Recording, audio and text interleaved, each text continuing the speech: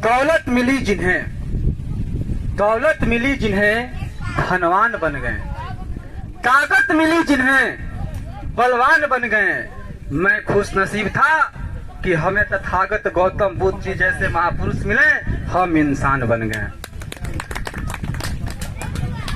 आज इस बुद्ध मनोपा में बुद्ध पूर्णिमा के ऊपर ये जो कार्यक्रम रखा गया है, इस कार्यक्रम को संचालित व्यवस्थित करने के लिए जितने भी हमारे साथीगण गार्जियन हैं और इस बोधि वृक्ष को लगाने वाले संस्थापक सदस्य जो हैं और यहाँ पर उपस्थित हमारे तमाम मित्रगण, साथीगण, गार्जियन, मैं सभी को तहे दिल से नमन करता हूँ, हार्दिक अभिनंदन करता हूँ।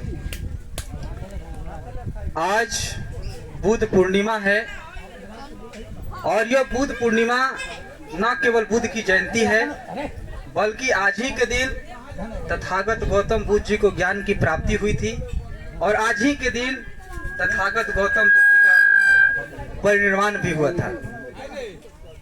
तथागत गौतम बुद्ध जी ने क्या कहा और किस काल में कहा, इस बात को हमें समझना होगा। क्या स्थिति थी उस समय? उस समय मानव के अंदर इतना भेदभाव था, मानव का दुश्मन बना बैठा था। एक मानव दूसरे मानव से अपने आप को ऊंच कहता था, दूसरे को नीच कहता था।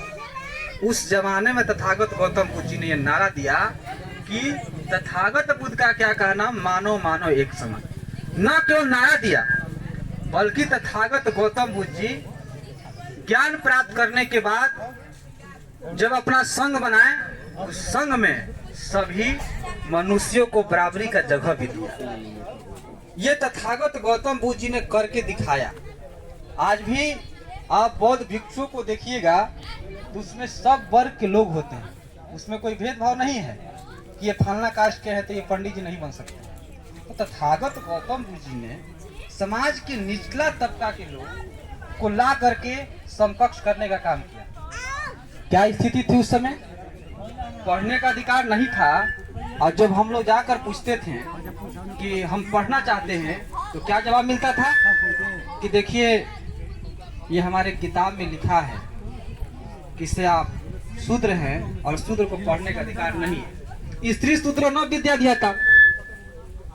तो बड़ा हम लोग मायूस हो जाते थे, कहते थे किताब क्या लिखा है। तो जो हम लोग को मूर्ख बनाने लोग थे कहते थे ये भगवान ने लिखा है और भगवान का ये मर्जी है कि आप लोग शिक्षित नहीं हो, आप लोग कुछ गलत काम किए होंगे, इस वर्ण में पैदा लिए हैं, अगला बार अच्छा काम कीजिए, इस बार अगला बार आप बन के आइएगा, ब्राह्मण बन के आइएगा, क्षत्रिय बन के आइएगा, तो हम आप लोग को शिक्षा देंगे। तथागत गौतम बुद्ध जी को थोड़ा सा यहाँ पे डाउट हो रहा था कि भाई भगवान तो सबके लिए समान दृष्टिकोण रखते हैं।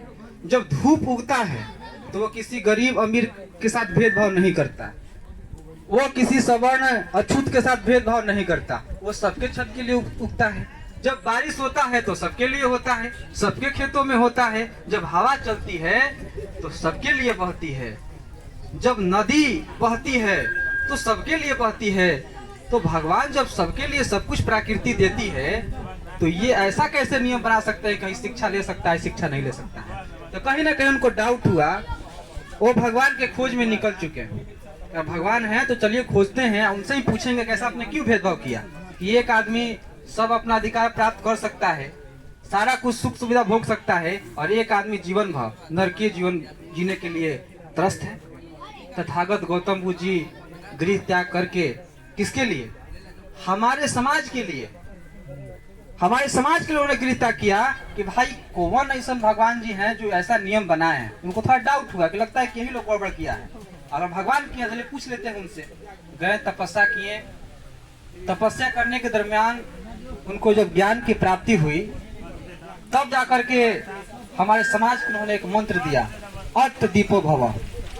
अत दीपो भव, आपका भगवान आपके अंदर है, आप अपने प्रकाश को खुद उज्जवल कर सकते हैं, अपना दिया खुद जला सकते हैं। बहुत बड़ा उन्होंने मंत्र दिया।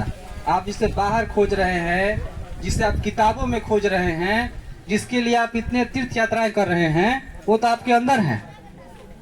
और उन्होंने अंदर जाने का मार्ग भी बताया, ध्यान का मार्ग। जब हम ध्यान में बैठ करके ध्यान करते हैं, मेडिटेशन करते हैं, तो हमारी अंदर छुपी शक्तियां धीरे धीरे धीरे धीरे ऊपर चढ़ने लगती हैं।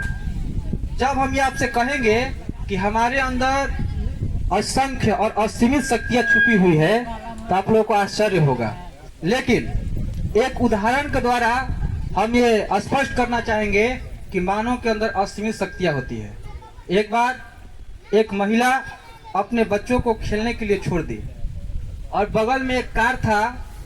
कार अचानक पलटी मारा और उसका बच्चा का हाथ दब गया था। वो महिला अचानक दौड़ के गई और कार को उठा दी।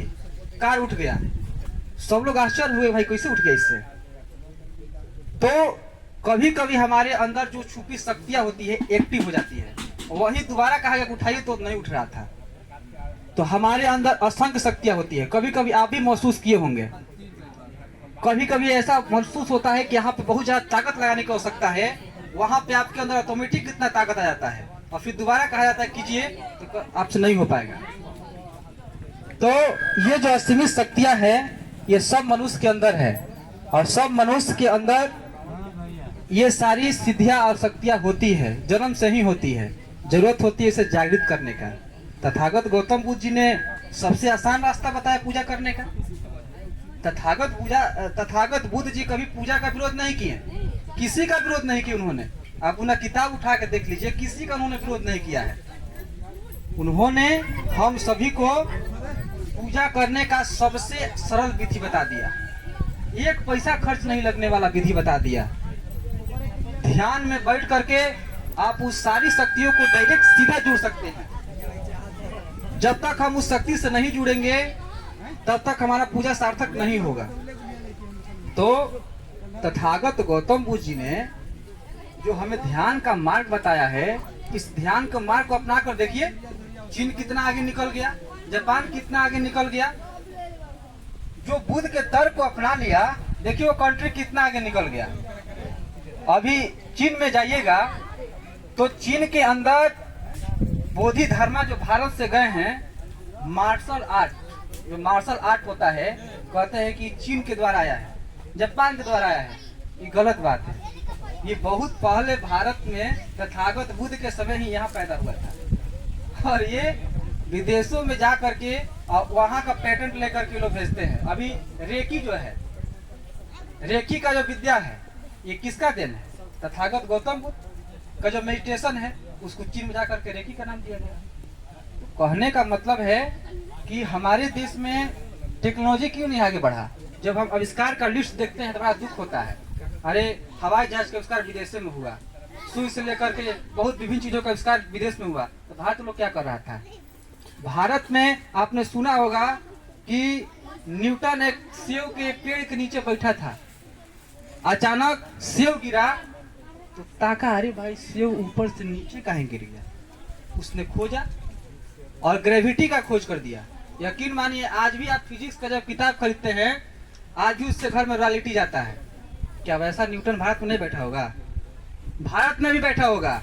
और जब सेव गिरा होगा तो देखा होगा, अरे वाह बड़ा बढ़िया, आज काम करके आए हैं, भगवान बड़ा खुश थे, सेव दे दिए हमको, खा लिए, बेसी नहीं सोचे।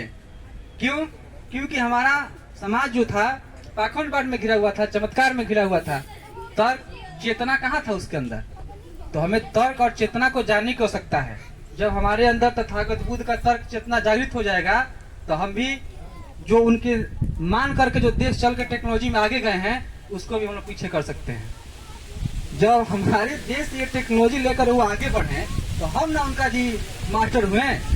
तथागत गौतम बुद्ध जी के कारण भारत विश्व गुरु कहलाता है। यहाँ विदेशों से लोग आकर के पढ़ के गए। तो हमें अंत में समय कम है, हम यही कहना चाहेंगे कि तथागत गौतम बुद्ध जी को हमको पढ़ने की जरूरत है, जानने की जरूरत है, इनके शिक्षाओं को ग्रहण करने की जरूरत है और जन जन तक पहुंचाने की जरूरत है।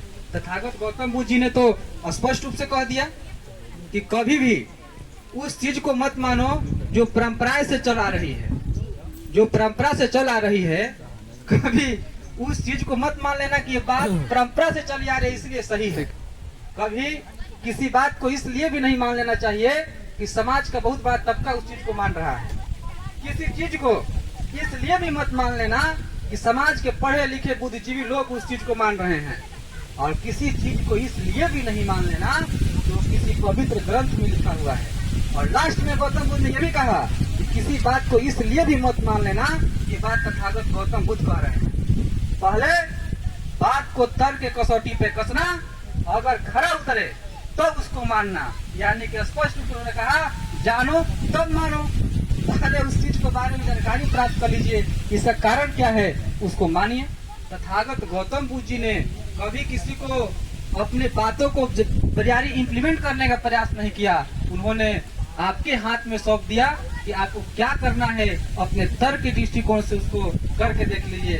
बहुत बहुत धन्यवाद। लास्ट में हम कहना चाहेंगे कि जिंदगी कांटों की सैर है, जिंदगी कांटों की सैर है, हौसला इसकी पहचान है। जिंदगी कांटों की सैर है, हौसला इसकी पहचान है। राहों पे तो सभी चलते हैं, लेकिन जो नई राह बनाए वही सफल इंसान है। बहुत बहुत धन्यवाद।